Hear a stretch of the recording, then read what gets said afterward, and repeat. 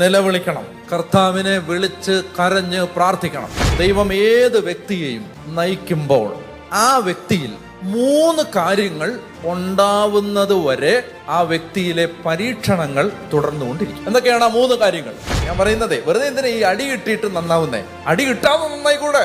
ഇത് നമ്മളിൽ ഉണ്ടാവാനാണ് എല്ലാ പരീക്ഷണങ്ങളും. ഒരു മനുഷ്യൻ നിലവിളിക്കുമ്പോൾ അവൻ ബോട്ടം ലെവലിൽ ഏറ്റവും ലോവസ്റ്റ് പോയിന്റിലേക്ക് എത്തുകയാണ്. നിലവിളിക്കുമ്പോൾ എന്ന് പറഞ്ഞാൽ എന്നെ കൊണ്ടൊന്നും പറ്റത്തില്ല, ഞാൻ അങ്ങേയറ്റം ഒഴിച്ചു കളഞ്ഞ വെള്ളം പോലെയായി എന്ന് സങ്കീർത്തനം.